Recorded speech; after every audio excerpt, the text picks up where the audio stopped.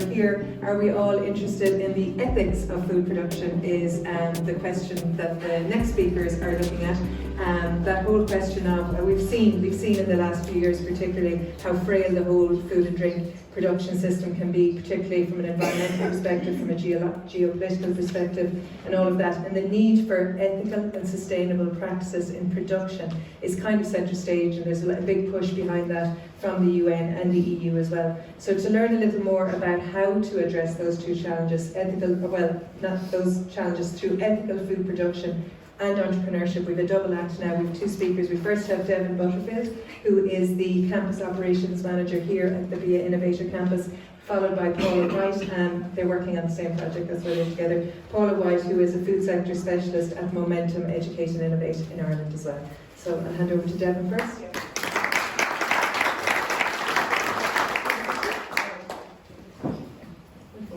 Hello everybody, am I live? Anyway. There we are. Wonderful. So first, welcome. Hello. My name is Devon Butterfield. I'm here with BIA Innovator Campus, but also a representative of ethical food entrepreneurship, along with my partner Paula Whyte, here with us for Momentum Consulting. So, to be interested in food without in food production is clearly absurd. That's by Wendell Berry. Now, Paula recently introduced me to Wendell Berry, and after our call, I went down an absolute rabbit hole of looking at his books and his materials, and I found a passage that I want to start off with that really resonated with me. I begin with a proposition that eating is an agricultural act. Eating ends the annual drama of food economy that begins with planting and birth. Most eaters, however, are no longer aware that this is true. They think of food as an agricultural product, perhaps. They do not think of themselves as participating in agriculture. They think of themselves as consumers. If they think beyond that, they recognize that they are passive consumers. They buy what they want, or what they have been persuaded to, within the limits of what they can get. They pay mostly without protest what they are charged, and they mostly ignore certain critical questions about the quality and cost of what they are sold. How fresh is it? How pure or clean is it? How free of dangerous chemicals? How far was it transported, and what did transportation add to the cost? How much did manufacturing or packaging or advertising add to the cost? When the food product has been manufactured or processed or pre-cooked, how has that affected its quality or price or nutritional value? That's from The Pleasures of Eating. So to hold with you today, eating is an agricultural act. So today we're going to look through the ethical food entrepreneurship program. We're going to start by touching on some of the significance of ethics within food and agri-food industry, looking at our three pillars: people, planet, and profit. We're going to touch on some of the environmental challenges in food production, looking at recent global events and their impacts, and then addressing the challenges and meeting with the challenges through the ethical food entrepreneurship program, and finishing as a call to action for considerations. Significance of ethics in food and agri-food industry. Food ethics, or ethical food, is perhaps best defined as being about the moral principles that dictate what counts as accessible treatment of others in the relation to food. And by others, we mean humans, non-humans, animals, and of course, our planet. We look through the three pillars. First, our people. There's the social responsibility. This involves ensuring fair labor practices, equal wages, diversity, of course, safe working conditions, and support for our local communities. It's about valuing and prioritizing the well-being of individuals involved in the production chain, from farmers, workers, and of course, the consumers. We look at our planet, environmental preservation. This is acknowledging the responsibility to protect and conserve, minimizing the footprint, reducing pollution, looking at our resources and conserving, as well as promoting sustainable agricultural practices as best we can. And of course, profit. There needs to be a balance between profit gained generation with ethical considerations. So some examples of moral principles that shape our understanding of accepting treatment of others. This is sort of guiding our behaviors and choices. Our behaviors and choices in how we produce, distribute, and share and consume foods. So first, we have respect for cultural and dietary diversity. This means being open to different food traditions and dietary preferences without imposing one's own beliefs on others. This could be through veganism, this could be through kosher foods, or even allergens and gluten-free. There's transparency and honesty. This is providing accurate information about the origin, the composition, and nutritional value of foods. It also relates to honesty through marketing and label practices. This is going beyond the regulation of nutritional labeling, further to creating a positive impact on consumers. We have our well-being and welfare. This is a responsibility to provide safe and nutritious food options, particularly for those who are vulnerable. I think a great example of this, you can see recently in Lidl, you can get a box of vegetables for €3. It's a perfect amount for the whole week of soup. We also have no harm, primum non nocere. See if that's I can relate to the medical ethics. First, do no harm. Suggests that we should avoid causing harm to others through food-related actions. So eliminating harmful and contaminated foods, ensuring that the treatment of workers and animals does not cause undue suffering. We consider the different stakeholders and how they grapple with ethical considerations in unique ways. This room today is full of a variety of stakeholders. We have consumers to seek balanced values in their purchasing decisions. We have business leaders that strive to align financial gains with the values and concerns of society and environment. We have NGOs that are addressing ethical issues that may not be fully recognized by stakeholders, and our governmental institutions that strive for balanced food policies. Now we'll be excited to end the day today with Tina Ryan, the Climate Action Coordinator, to touch on those topics as well. The environmental challenges in food production. As you can imagine, there are quite a few. Food businesses hold a lot of responsibility on the whole production cycle. We look at agricultural influences through poor, resulting in poor soil quality, water pollution, which is a big topic of conversation I know Peter touched on earlier, GMOs, overfishing, through the transportation of the product, the use of fossil fuels, carbon emissions, poor air quality, and then food waste, loss of biodiversity, shortages, water scarcity, and methane. There's a lot to be considered, and this is only touching on a few, but it is important to consider that there's a huge impact from the food production, which we are here to look at solutions for. The high value-added industry is dominated by SMEs, but SMEs are slow to respond. We ask ourselves within this project why. Is it capacity? Is it skill? Is it awareness? The aim of the ethical food entrepreneurship is to develop and teach new and existing food entrepreneurs supports based on the 3 pillars of people, planet, and profit. The expectation on food and agri-food businesses, as you can see, there's only a few, but there's a lot. We do our best to touch with this in the project, and Paula will touch on that later through our resources. But we expect our food businesses, especially SMEs, could be family-run businesses, it could be young entrepreneurs, to find suppliers that adhere to ethical practices, to minimize their food waste, to reduce energy consumption, while also meeting consumer demands. This can be affected by the recent global events and their impacts as well. We look at the last few years have been ones for the books. We've had a whole pandemic, if we remember. The pandemic definitely disrupted food production in so many ways, lockdowns, labor shortages, and logistic challenges that we're still navigating today. There has been increased severe weather events, as mentioned before, Cork.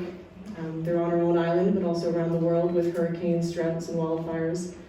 And I even touched on the wars that have also been impacting the production chain. These disruptions have heightened food security concerns, which makes the access to food more unpredictable, especially affecting vulnerable populations. Rising food prices. Recent global events have led to food price spikes. That also disrupts the supply chain disruptions. Ireland has reached 9.1%, the highest annual increase in the consumer price index for 38 years. This cost of living has increased due to the food process, affecting consumer purchasing power. The food price index, highest level on record since 1991. The economic consequences of these rising costs are particularly challenging for lower income households, increasing financial strains all around. So, the effects of entrepreneurship. What we need is adaptation and innovation.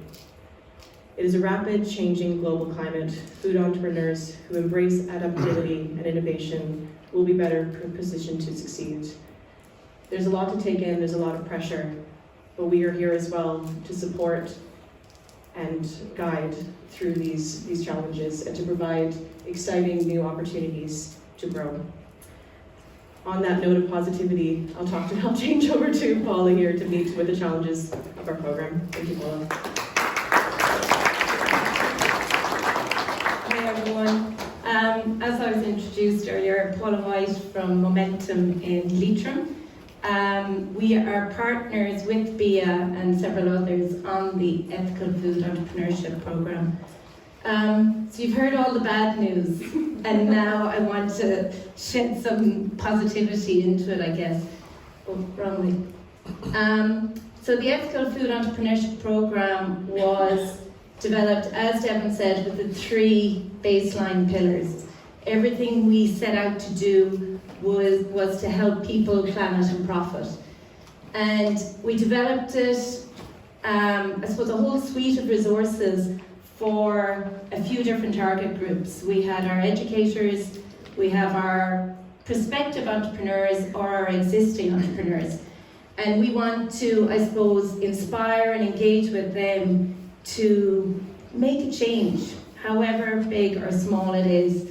And as Rory even called out for a call of action there, and that's what we have to do. We have to move forward and we have to take that leap of faith. So ultimately this project has been created to inspire the development of more ethical food enterprises. So who is in our consortium? We have 6 partners. Our lead is a Finnish university in Savonia, University of Applied Sciences. Then we have a Turkish university, a Portuguese Institute of Technology, ourselves and BIA, and then our digital and technical experts are Danish. These participating organisations wasn't selected randomly.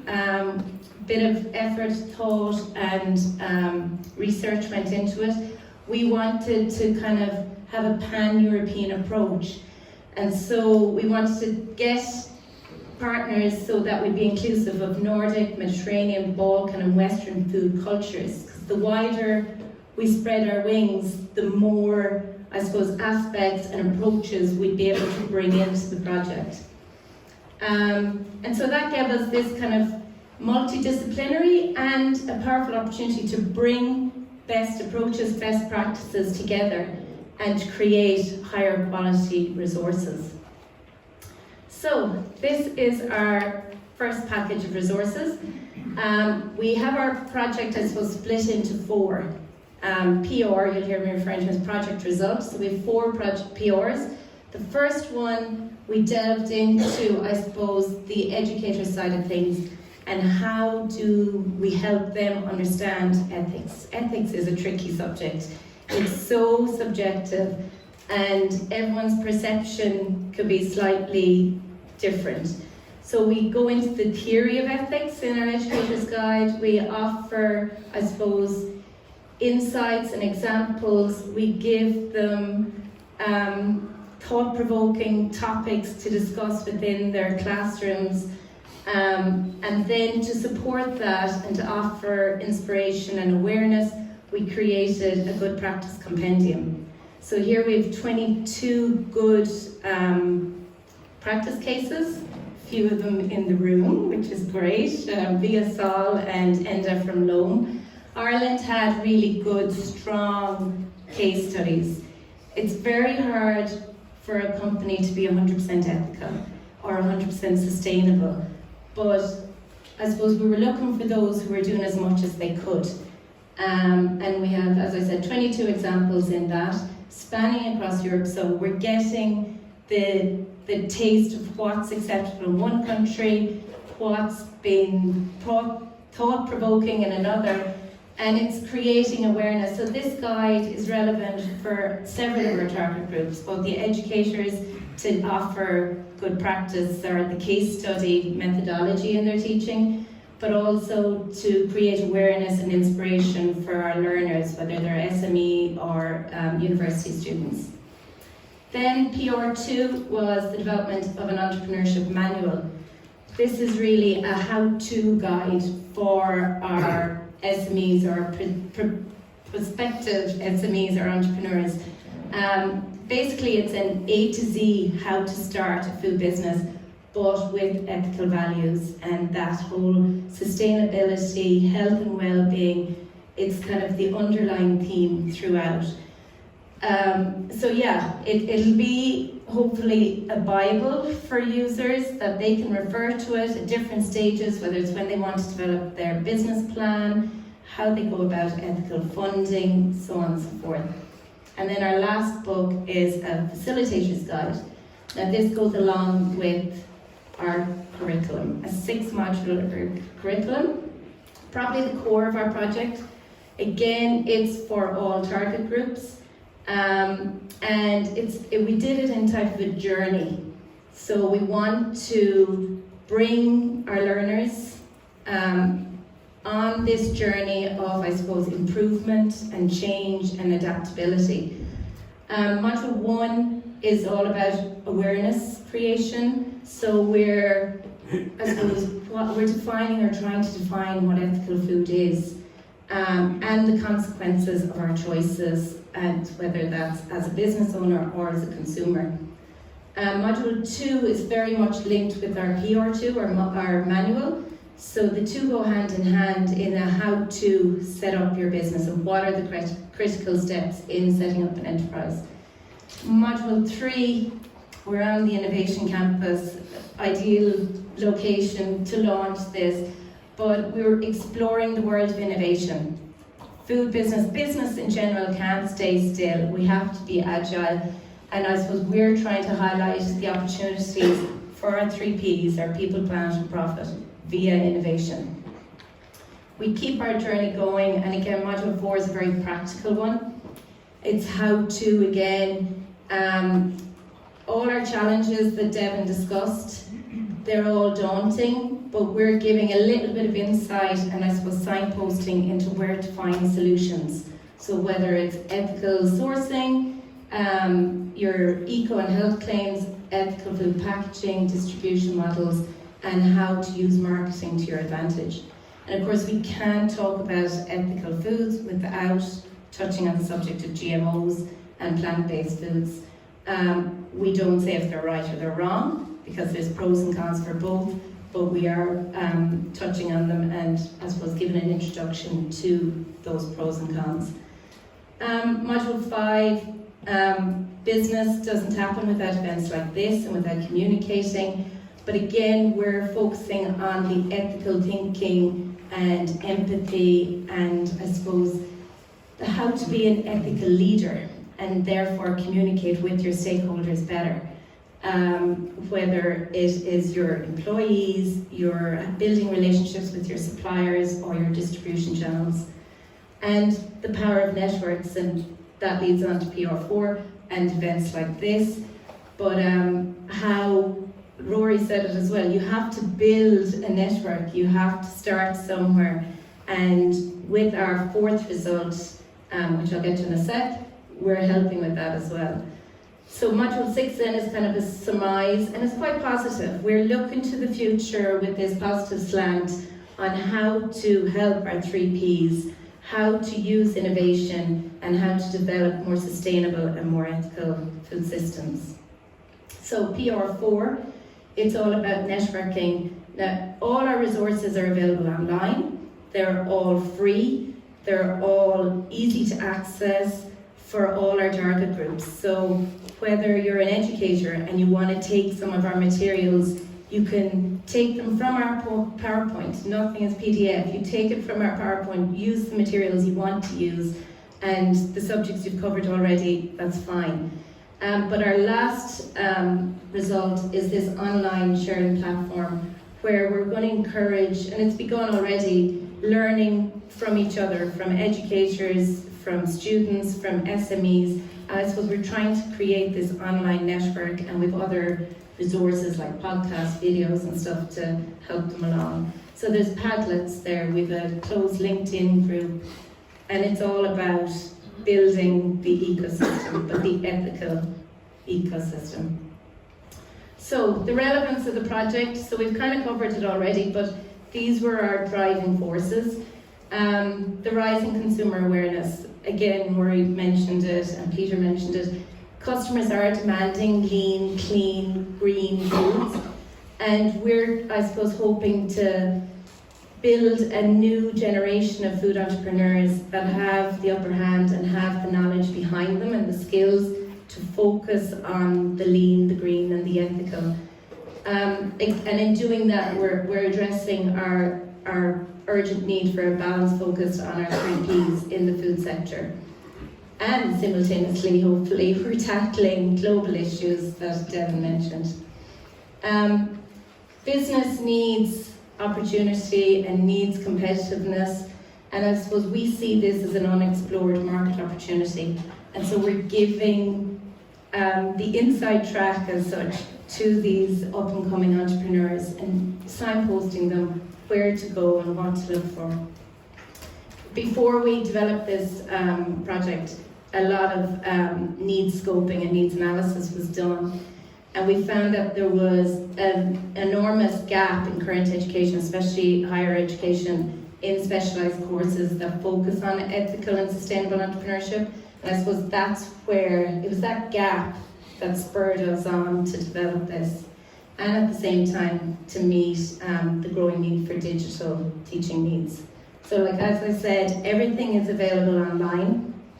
Everything is free and easy to access. So just very briefly, some considerations for ethical food production. And again, from an innovation perspective, the obvious one, develop new ethical food products. So in an ethical way, develop them as you know you should. Creating our new distribution channels, whether it's short supply chains, buying locally, supporting your local economy, and therefore your community. Improving supply chain transparency. It's about, I suppose, telling your story. We talked about our origin and provenance already. So whether it's using innovative technology like your QR codes, your Internet of Things, your blockchain technology, this is where we can bring it in, and again our communication, and tell our story and tell our values. And the obvious one, sustainable agriculture. What was the quote again? Eating is an agriculture. There you go. And so we want to, I suppose, inspire and engage with educators, prospective entrepreneurs and existing entrepreneurs to create new and better and more ethical business models. So, here, for you, Rory, especially, one of our good practice case studies that was in our compendium, and these are scattered throughout our resources to offer that inspiration. Another lovely Irish one is Cream of the Crop. So both companies are very much about avoiding food waste and, I suppose, giving food a longer shelf life through their actions. So one of my role models, Mary Robinson, I'm sure everyone in the room knows her. This is, as you talked, Peter, about the generations. Mary saw the future, a future with a circular economy, and it was a wonderful sense of the world we need to be talking about more. We are the first generation, like Peter said, to fully understand how serious the problem is, and we are the last generation that can do something about it. So I know Liam said it's the next generation have to act, but I think we need to act now. And Mary believes that as well. So I'm going with Mary over Liam today, if that's okay. But thank you for listening. That's our website. If you want to scan the QR code, all our resources are there in English at the moment, but they'll soon be in Finnish, Portuguese and Turkish as well. So thank you.